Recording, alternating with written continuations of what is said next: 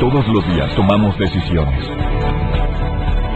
Cada una determina lo bueno y lo malo en nuestro diario vivir.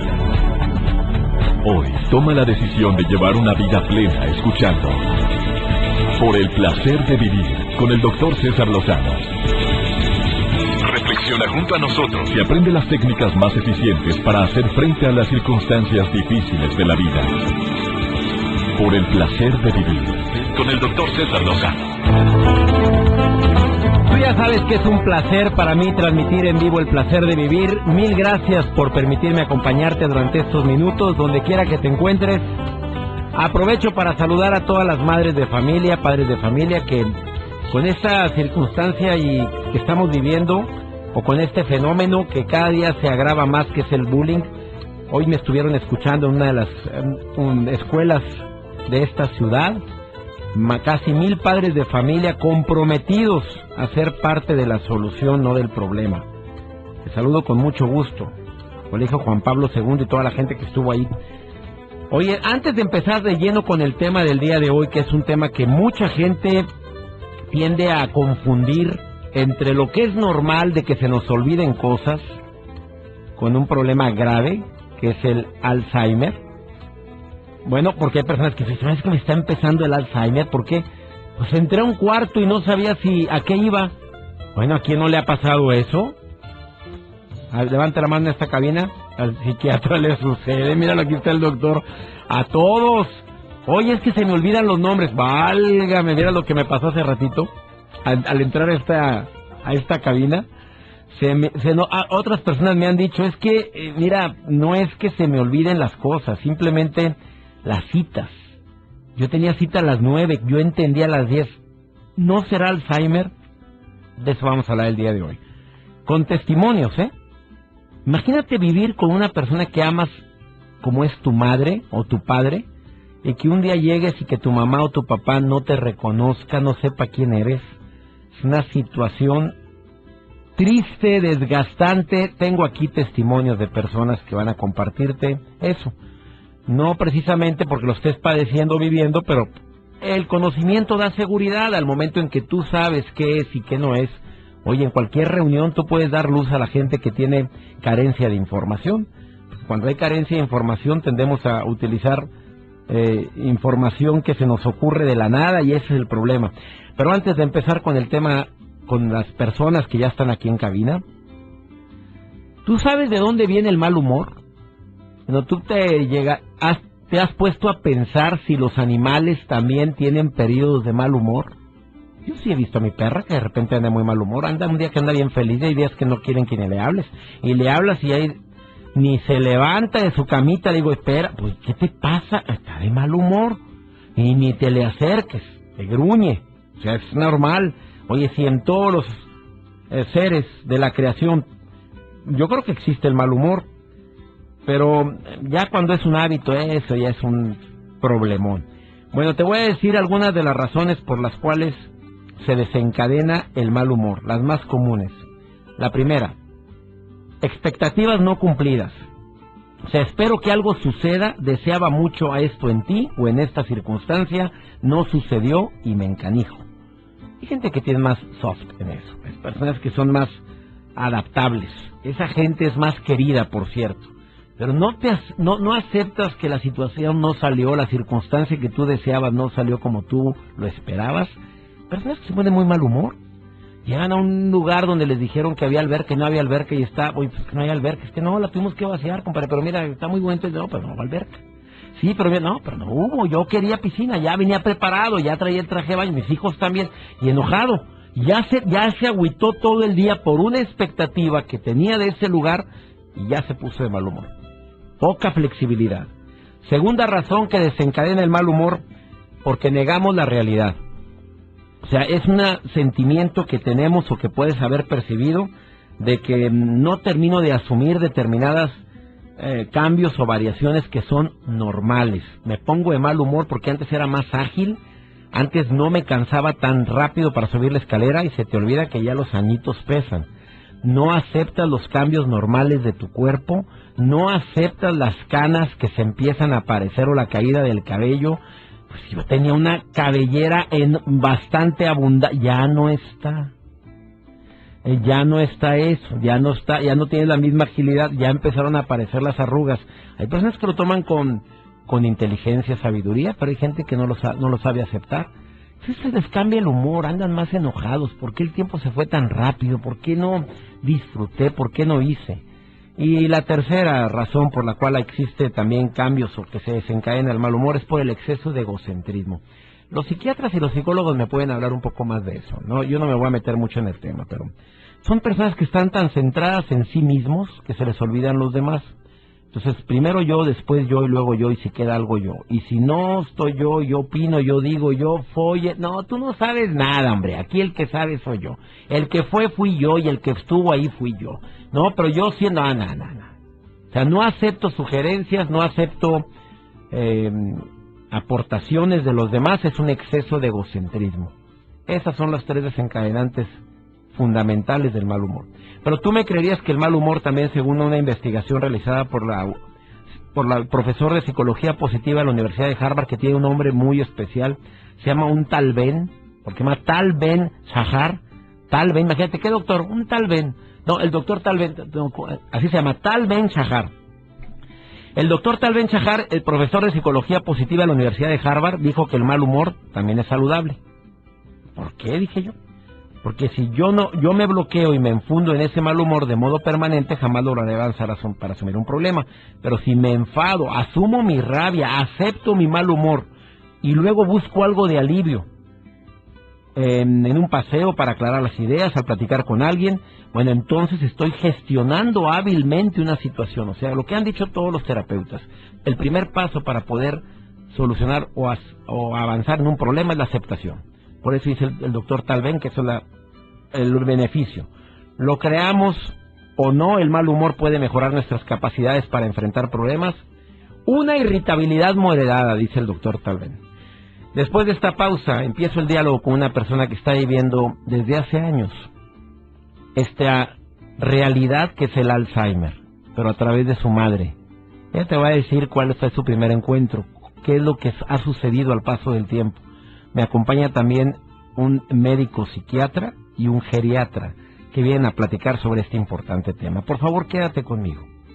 Quédate en el programa porque te aseguro que te vas primero a sorprender tanto como yo con lo que acabo de escuchar hace unos minutos antes de empezar el programa, y segundo, te puede llegar a conmover a tal grado que puedes ser partícipe al dar información sobre esta realidad. Ahorita continuamos, no te vayas, esto es El Placer de Vivir. Por el placer de vivir, con el doctor César Lozano. Regresamos.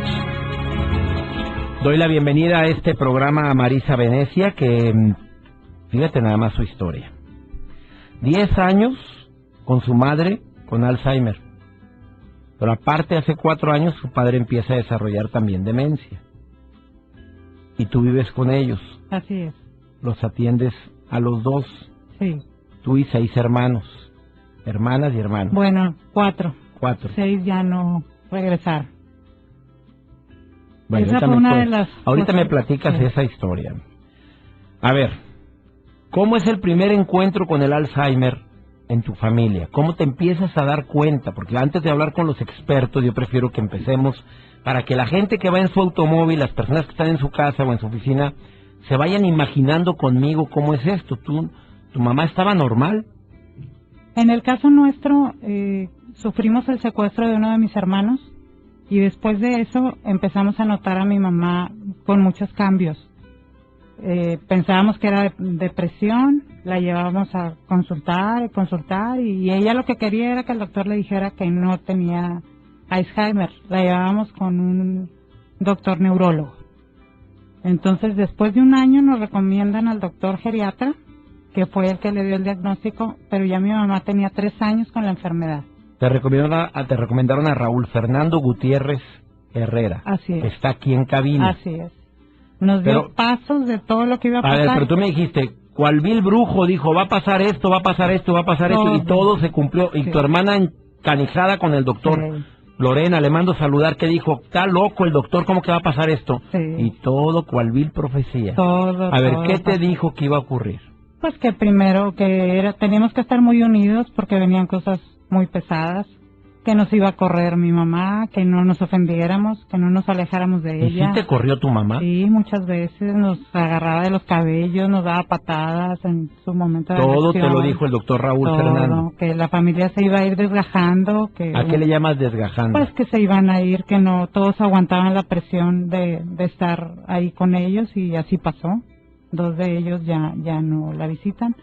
Entonces estamos 4, muy unidos, siempre con mucho cariño hacia mis papás, y eso es lo que los ha tenido bien. Mi mamá ya tiene mucho tiempo, ya está muy deteriorada físicamente, muy delgadita, pero ahí está.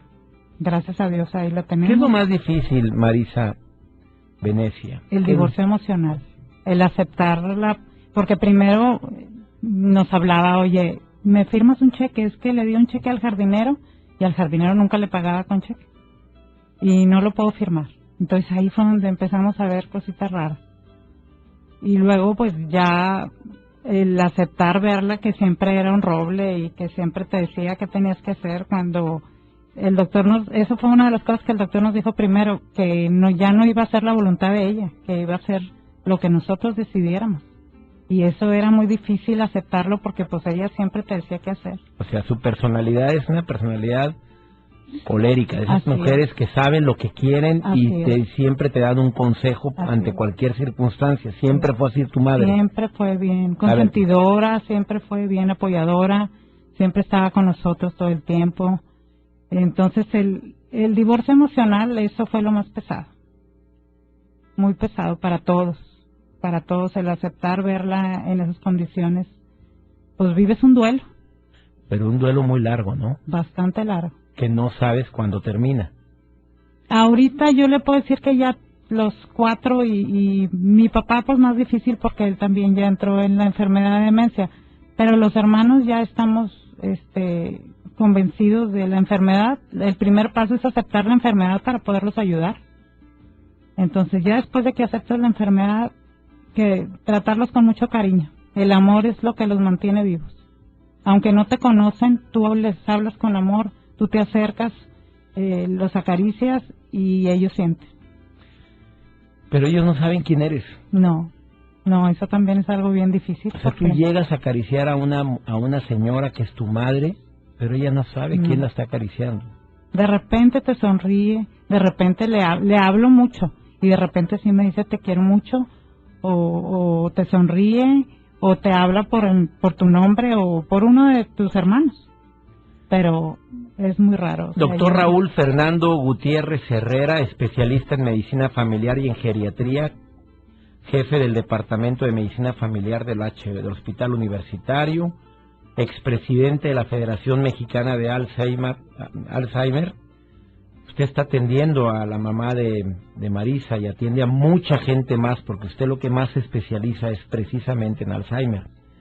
¿Cada día hay más Alzheimer? Pregunto. Sí, iniciamos nosotros a finales de los 80 con cerca de 18 millones en el mundo y ahorita van 44. A ver, ¿son más o no se habían diagnosticado? La gente está viviendo más, se están diagnosticando más y principalmente la longevidad está haciendo que se presenten más demencias. ¿Cuántos millones en el mundo hay actualmente diagnosticados? Hasta ayer 44, porque va subiendo cada ayer, 6 meses. 44 millones de personas en el mundo padecen Alzheimer. Si lo multiplicamos por 5 miembros de la familia, nos podemos dar una cantidad impresionante. Es un impacto enorme en el mundo, porque sufre... La familia sufre mucho. Se le llama la rompefamilia, la destrozafamilia. Más que el cáncer, doctor, te pregunto. El cáncer, César, es un estrés, pero es un estrés corto de 6, 8 meses, caótica la familia. Se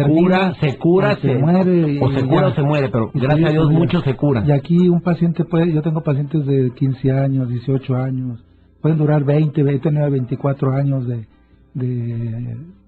todas las etapas que están sucediendo. Entonces hay que estar trabajando mucho con la familia, porque su estrés es lento y no es tan ascendente, pero es crónico y es muy desgastante.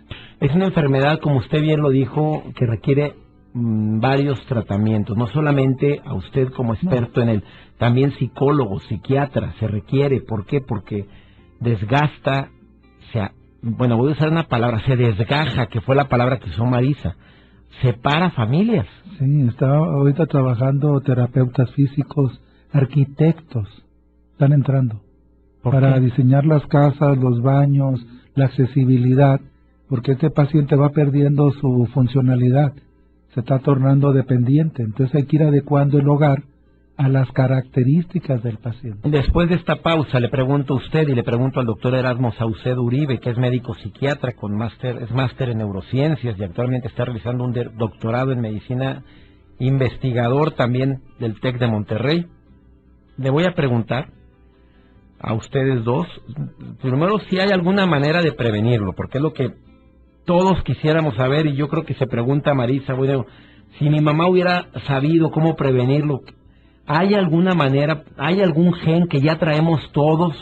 ¿Es verídica esa teoría? Me lo dicen después de esta pausa. Alguien me dijo a mí como médico en alguna ocasión, es que los que tienen Alzheimer ya lo traen, pero no se ha desencadenado. Con lo que me dice que vivió la mamá de Marisa, que sufrió el secuestro y la desaparición de uno de los hijos, y a raíz de ahí se desencadenó, yo digo, a lo mejor ya los que tenemos el Alzheimer ya lo traemos, pero no se ha desencadenado.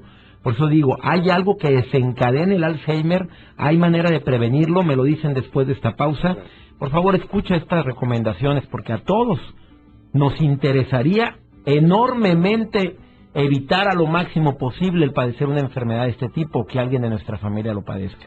Estás en el placer de vivir. Comentarios en el Facebook, César Lozano, doctor César Lozano en mi Facebook oficial, y también en Twitter, @DR César Lozano, o marca 01800-0000-973, Lada sin costo. Ahorita continuamos. Por el placer de vivir, con el doctor César Lozano. Regresamos. Me sorprende el caso de una mujer que me dice que su esposo le dio Alzheimer a los 35 años, doctor Erasmo Saucedo Uribe. Sí. 35 años. Es posible, porque el Alzheimer es una enfermedad que se dice, a los 65 años se clasifica un tipo de Alzheimer y otro antes de eso.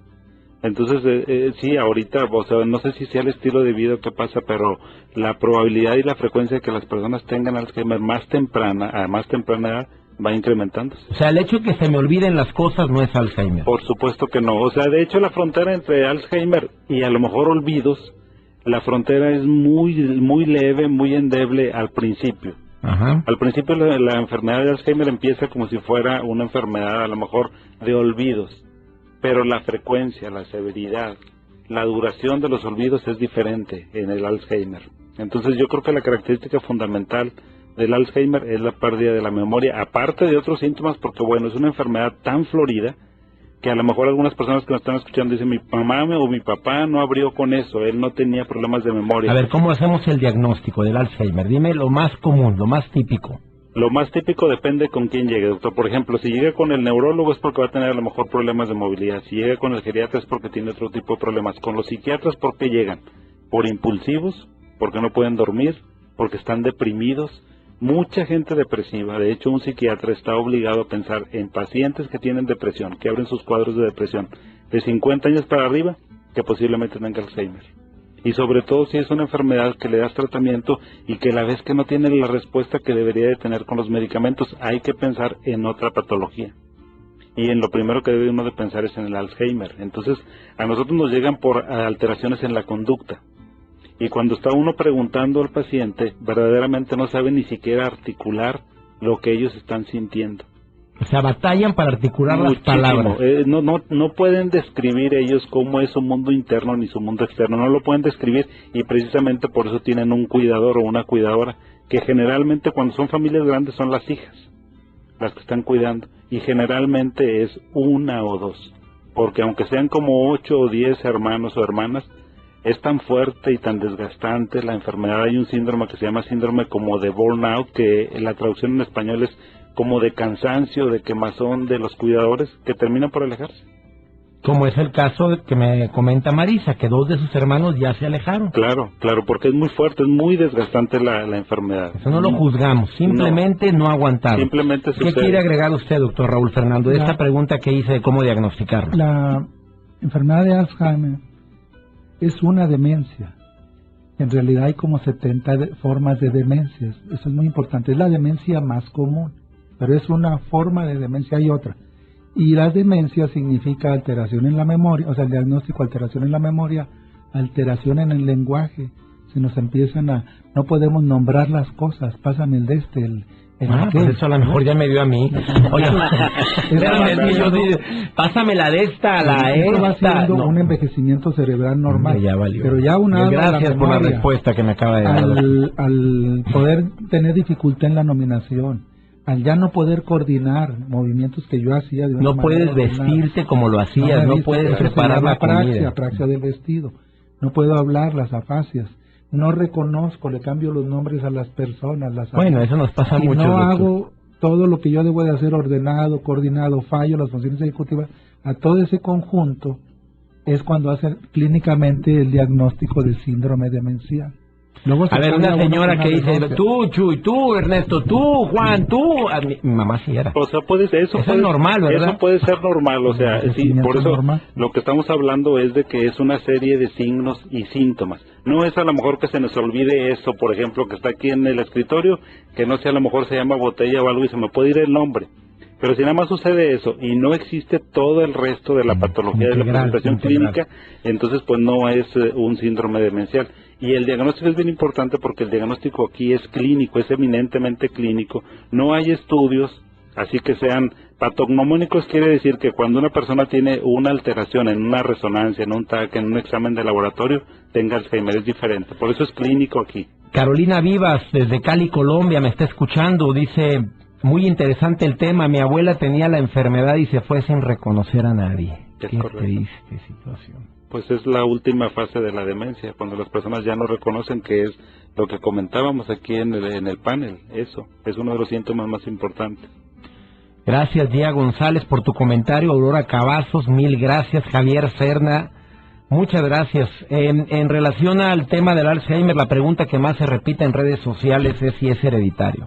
Sí, hay una parte que es hereditaria. O sea, si mamá tuvo, abuela tuvo, puede ser que alguien de la familia... No es la más frecuente. Ahorita ahí la hereditaria, la otra parte se llama esporádica, que es ahorita la que vemos con más frecuencia. ¿Pero por qué? Pues porque a lo mejor mis padres fallecieron a los 50 años, a los 45, no supimos si lo iban a tener. Entonces, ahorita la mayoría de la gente es el primer caso, pero ya tenemos en algunas familias donde hay 2 o 3 hermanos con enfermedad de Alzheimer. Sí hay una parte que es hereditaria, pero la gran mayoría ahorita no es hereditaria. La pregunta más importante, ¿hay manera de poderlo evitar? Le pregunto a los dos porque puede ser que difieran en la respuesta. Empiezo contigo, doctor Erasmo. Sí hay manera. Mire, esta enfermedad, o sea, a los que nos va a dar Alzheimer. Yo creo que esa es una parte muy importante de los factores de riesgo, son duros. Duros quiere decir... O sea, ahorita no puedo evitarlo si me va a dar... Si alguien en la familia tiene alguna persona que ya tuvo Alzheimer, la probabilidad se incrementa mucho más. Conforme va pasando la edad se incrementa. Pero sí hay manera de que si nosotros tenemos la probabilidad... En medicina, el que tengamos algo no significa que vamos a tener la expresión de una enfermedad. Lo explico de esta manera.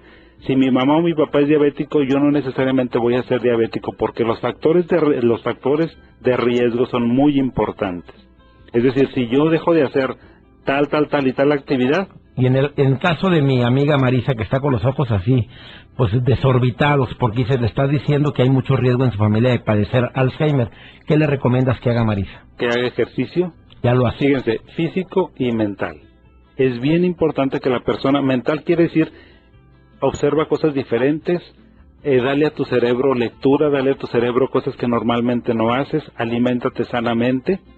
Si tienes enfermedades, por ejemplo, hipertensión, diabetes, colesterol, o sea, si existe alguna enfermedad, hay que controlarlas, porque todos esos son factores de riesgo que se han visto que están relacionados mucho con la enfermedad de Alzheimer. Entonces hay que controlar todo eso, hay que tener una dieta sana, balanceada. ¿A qué le llama sana para evitar el Alzheimer? ¿Qué es una dieta sana? Una dieta que incluya vegetales que incluya frutas, que incluya... Lo que siempre nos han pedido. Por ¿verdad? supuesto, lo que las abuelas saben y desde hace muchísimo tiempo. Ejercicio, buena alimentación, trabajar la mente y el cuerpo, no nada más. Es correcto, es correcto. Haz actividades nuevas. Haz actividades nuevas, no fumes, no tomes alcohol, trata de llevar una vida lo más ordenada posible, donde no te desveles mucho, o sea, ten buenos hábitos para que eso redunde en que tu cerebro esté en mejores condiciones y podamos mejorar y prevenir en un momento dado si tenemos factores de riesgo para que se vaya a provocar esta enfermedad. Doctor Raúl Fernando Gutiérrez, ¿usted qué recomienda para las personas que no quieran padecer Alzheimer, aunque dicen que al que le va a dar, pero... Hay un aspecto importante, y este es un conocimiento generalmente de pocos años, que es la reserva cognitiva. O sea, se ha visto que hay plasticidad neuronal. Entonces, que las neuronas sí se regeneran. Sí, eso ya está comprobado. Entonces, si nosotros trabajamos, ahorita agregando lo que comentaba el doctor, nuestro cerebro, hacemos nuevas vías o evitamos atrofia. Entonces esto a la larga hace que nuestro decremento que vamos teniendo por la edad, nuestras fallas, sea más lento. Entonces nosotros podemos hacer nuestra vida fallando un poco, pero seguimos activos sin llegar a demencia. Podemos quedarnos en un deterioro cognitivo. Cuidado con la gente que se va a jubilar y que dice ya por fin no voy a hacer nada, porque sé de casos de personas que se les desencadenó el Alzheimer. A Ronald Reagan. Ronald Reagan cuando se jubiló. Se jubiló, él dijo ya no quiero hacer nada y se le desencadenó el Alzheimer. Por supuesto, después de haber sido un presidente tan importante. Bueno, ¿dónde pueden localizar a mis invitados el día de hoy? El doctor Erasmo Saucedo en drerasmosaucedo@hotmail.com. drerasmosaucedo@hotmail.com y al doctor Raúl Fernando Gutiérrez en gutierrezrf@hotmail.com. Esas son las formas de comunicación con mis invitados. Una breve pausa y escucha la anécdota que me preparó Marisa. Después de esta pausa, de lo que ella vivió o vive frecuentemente con su familiar, su papá, su mamá con Alzheimer. Ahorita regresamos. Por el placer de vivir, con el doctor César Lozano. Regresamos.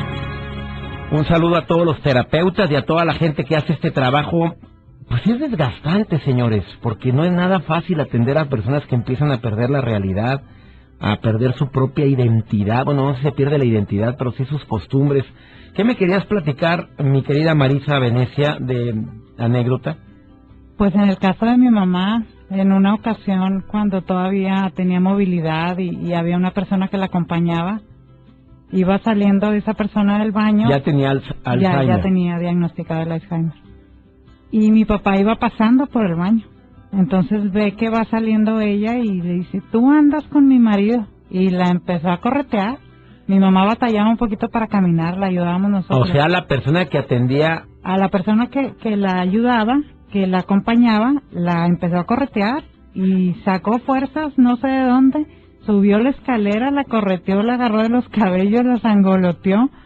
La dejó celosa. Sí, celosa. Oye, ¿y ya era celosa tu mamá? Jamás. O sea, ¿qué significado tiene esto, Erasmo, doctor Erasmo? Por cierto, tanto el doctor Erasmo como el doctor Gutiérrez tienen Facebook. Doctor Erasmo Saucedo es el Facebook tuyo. Y Gutiérrez RF es el Facebook tuyo, doctor. Claro. Para las personas que me están escribiendo y preguntando tanto, entren a los Facebook de ellos. Lo que significa, aquí lo que nos comentan es un cambio en la personalidad. O sea, no era celosa. No era celosa. Y sabe que, doctor, de repente los síntomas neuropsiquiátricos cambian absolutamente. Puede pasar de un estado depresivo a un estado de manía, de un estado de celos, porque la persona está confusa, tiene una confusión mental, entonces cambian así inmediatamente.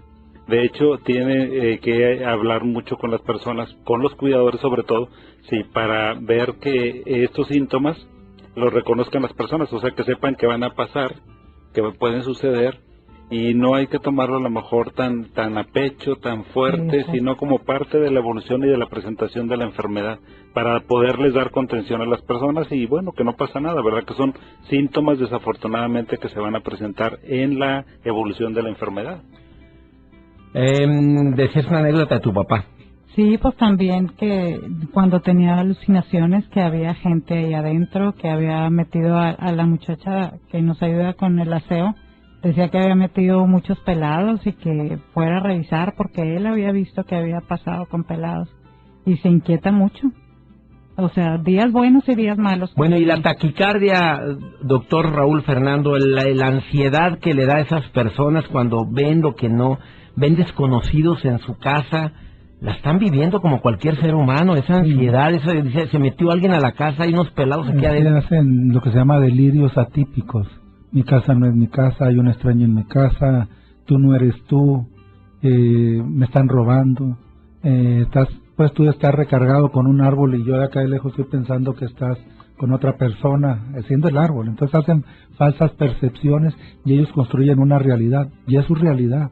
Por eso a la familia le cuesta mucho trabajo, porque a veces inocentemente van y los confrontan o los tratan de hacer entrar en razón donde no va a ser, porque ellos están seguros de que eso está sucediendo. Por eso es muy importante que aprendan estrategias para cómo se van a manejar ahí en ese momento. Y uno les recomienda mucho, vayan a grupos de apoyo para que aprendan de otras personas que han tenido esas situaciones y puedan buscar otras alternativas. En toda la República Mexicana, en los Estados Unidos, en Sudamérica, hay grupos de apoyo en cada ciudad. El doctor Raúl Fernando y el doctor Erasmo me piden eso, que analicen en su ciudad.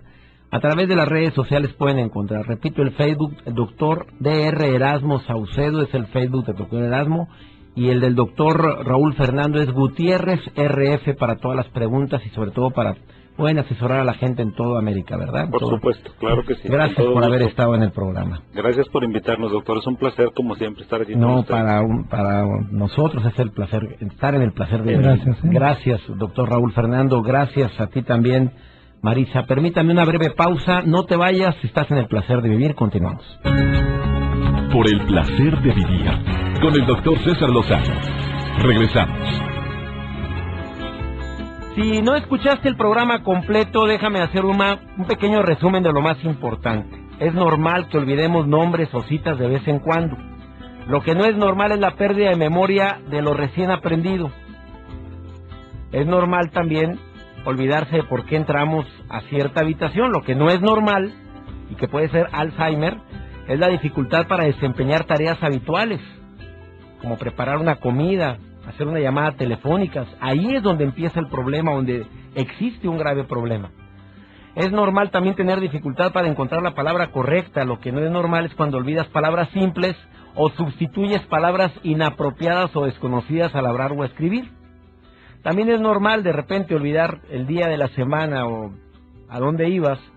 Y lo que no es normal, o ya puede ser Alzheimer, es una desorientación de tiempo y lugar. Una persona con Alzheimer puede perderse en la misma calle donde vive y no saber dónde está ni cómo llegó ahí. También puede ser normal tomar una mala decisión de vez en cuando, pero a falta de juicio, ¿no? Tener dificultad para balancear la chequera puede ser algo normal, pero dificultades en realizar tareas mentales, eso no. Una persona que sufre Alzheimer puede confundirse fácilmente al pensar cosas abstractas. Espero que este programa te haya servido y sobre todo te ayude a recordar que el conocimiento da seguridad y que muchas veces este tipo de programas nos dan la información necesaria para poder asesorar a gente que sospecha o cree que puede tener alguien de su familia Alzheimer. O por qué no, probablemente alguna de las personas que me escucharon el día de hoy lo va a padecer o lo va a vivir a través de algún familiar. Ya sabes que, como siempre, todo el equipo que conformamos el programa Por el Placer de Vivir lo hacemos con mucho gusto y siempre pensando en temas que te puedan servir. Soy César Lozano y le pido a mi Dios bendiga tus pasos, bendiga todas y cada una de tus decisiones. Y el problema no es lo que te pasa, es cómo reaccionas a eso que te pasa. Ánimo, hasta la próxima. Tus temas de conversación son un reflejo de lo que hay en tu interior. Y hoy te has llenado de pensamientos positivos al sintonizar Por el Placer de Vivir con el doctor César Lozano. Escúchanos mañana con nuevas técnicas y alternativas para disfrutar de Por el Placer de Vivir con el doctor César Lozano. Una producción de MBS Radio. Todos los derechos reservados.